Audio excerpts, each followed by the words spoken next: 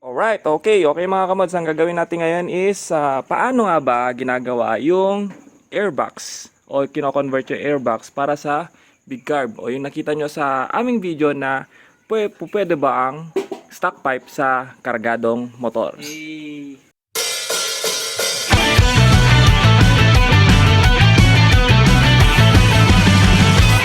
Ngayon, ang gagawin natin is i-retrofit natin o ituturo ko sa inyo isa-isa ang mga gagawin dito o mga conversion para maikabit yung stock airbox sa mga motor nyo o para makagamit kayo ng stock airbox at mailagay sa mismong 28mm or 30mm o mga big carb. Ang mga kailangan para maikabit natin ang big carb sa stock airbox is kailangan nyo ng stainless piping at radiator hose. Kailangan yung piping na inner diameter ng stainless piping is 47.45 po ang kailangan nyo na inner diameter para sasakto po rito sa mismong bunganga ng 28mm carb or 28 to 30mm application. Tapos kailangan nyo po ng radiator hose na mabibili sa auto supply at syempre clamp din. Sunod is pangbutas. Pwede po kayong gumamit ng carbide tools o pang port para mas malinis ang pagkat nyo rito para pumasok po ang stainless piping. Papasok po natin to dito. Cut na natin.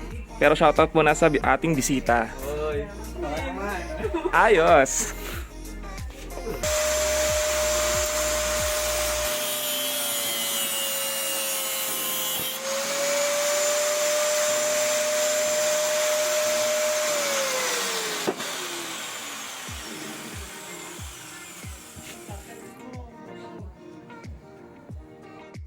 Sunod ang magiging itsura niya is ganito po. Ayan, fit na fit po yan. At ang mag-hold na lang dito is yung radiator hose. Yes. Kailangan din na slanting po yung cut nyo. Katulad nito.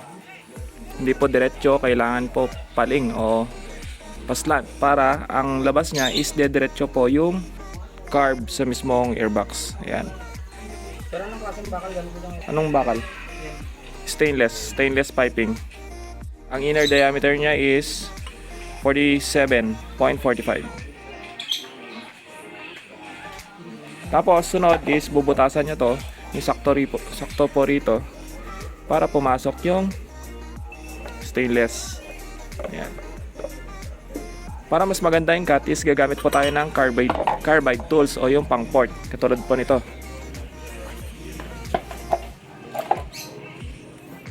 Ito po.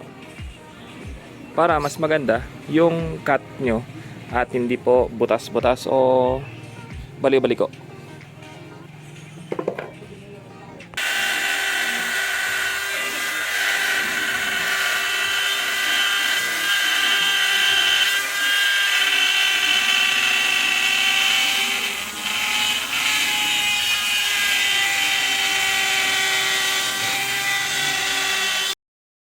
Ayun, pagkatapos nyo i-cut is ganito po ang itsura niya. Dapat po fit na fit. Ayun. Ayun. Ang galing! Yan may itsura niya is fit na fit. Overtime ako mamaya dyan, sabi yan. Ito po yung itsura niya. Sa loob. Ayan. Ngayon, kakabit na lang natin. Tapos, sunod is magbubutas po tayo ng mga ibang part nito para hindi masyadong sakal. Kasi kapag stock airbox is usually sakal po siya at kailangan nyo rin po siyang itono. Sunod naman dito is yung mismong cover niya is lalagyan natin ng butas na galing po rito. Kung Mio Sol, Mio Fino po ang motor nyo is meron po siyang ram intake dito. Is ililipat nyo dito part para yung hangin is dito paigop. Okay, ito po yung sinasabi kong kailangan yung butasan dito. Ito po yung galing sa mismong airbox. Ngayon, ilalagay po natin sa mismong harapan is bubutasan nyo po ito para pumasok po ito. Ito yung magiging magsisilbing ram intake ng mismong carb natin o airbox. Pagkapasok po yan is dito po yan diretso. Yung mismong hangin yan is mismo sa may air cleaner is doon po hihigop. garaw yun. Hindi garaw yun. Pag nakagayat na ako, naglagay ng gakot, mawawala yun.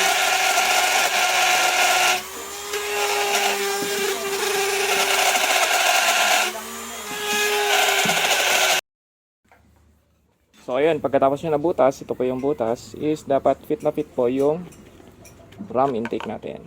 Ayan. Yan po magiging itsura sa loob. Para kapag higop ng hangin, is yung dagdag dito is added air po dito is direkta po sa mismong air cleaner bago higupin ng mismong carb. So ito na po, nailagay na po natin para masecure po yan at hindi gagalaw is gumawa po tayo ng pangdikit. Filter po ng Yossi at shoe glue. Ito po yan. Ayan. Firm in place. Instant fiber. Tapos, dagdagan nyo po yung magbutas po rito. Dito at dito. Para hindi po sakal kung sakali. Pero hindi pa naman po yan re-rekta yung dumi sa mismong carb natin dahil dito, yung susunod po dito is yung air cleaner. Ngayon, susunod is bubutasan po natin dito ng dalawa.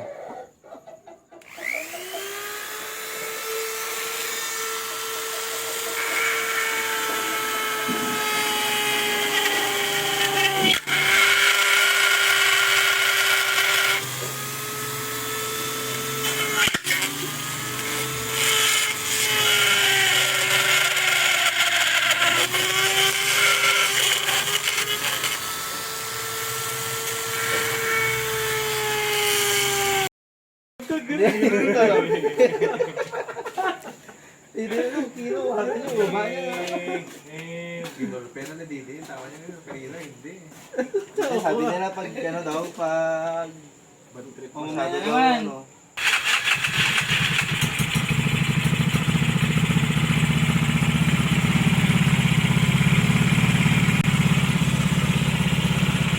Okay mga kamods, ikakabit na natin yung mismo yung ginawa nating ram intake sa mismong airbox.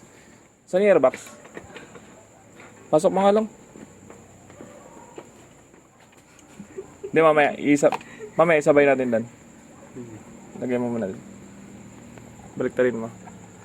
Oh, mali na naman. Mas lalong baliktad dyan. Yan! Tapos pasok niya ganyan. Tapos pasok mo ganyan lang.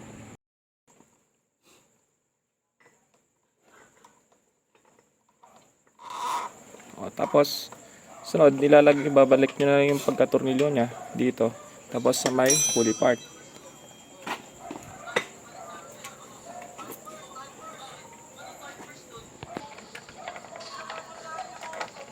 Tapos, nasan yung yung cover nya na isa? Kalahati niyan. Tapos ilalagay na rin natin tong sa harapan niya na cover. As you can see, yung mga ginawa natin, dinikit lang natin sa loob gamit ang filter ng Yossi at shoe glue. Tapos nagbutas din tayo sa ibang bahagi niya para dagdag hangin na papasok. Pero masasala muna yan ng air filter. Saan yung air filter? Ang gamit naming air filter is high flow. Ayan, kung papansinin nyo, tagusan. Ayan.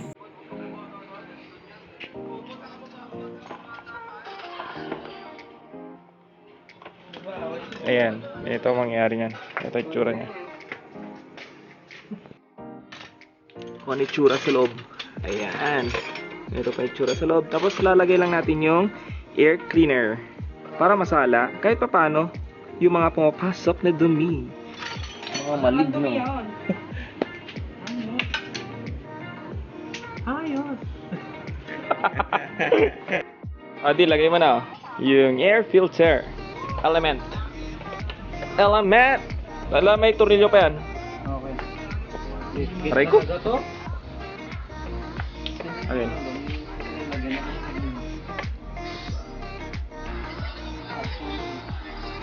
Rough yun.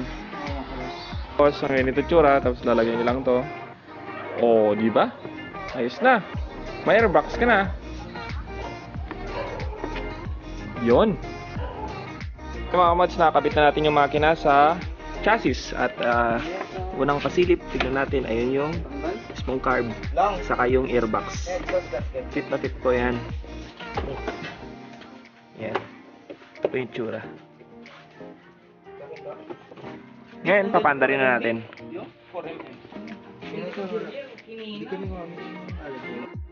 Ayun, okay na. Nalagay na natin yung airbox.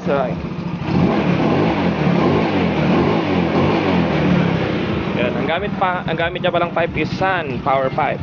Patayin mo muna. Ayan. Pagkita natin yung airbox. Ayun. Hindi siya sakal, saktong-sakto. Ayos yung tono. Ayan. Pag mag-airbox kayo, sinabi ko, pag sakal siya, is totono nyo lang, ihanap nyo yung jetting na sasakto sa airbox. Ang gamit niya palang air filter is, ano yung brand doon? Washable, basta washable. Washable high flow filter. Washable. Ayos na, ayos. At syempre, kung may natutunan ka kahit papano, huwag nyo kalimutan mag-subscribe and hit the notification bell for more update videos of MochiWorks. Ayos! Hanggang sa muli, paalam!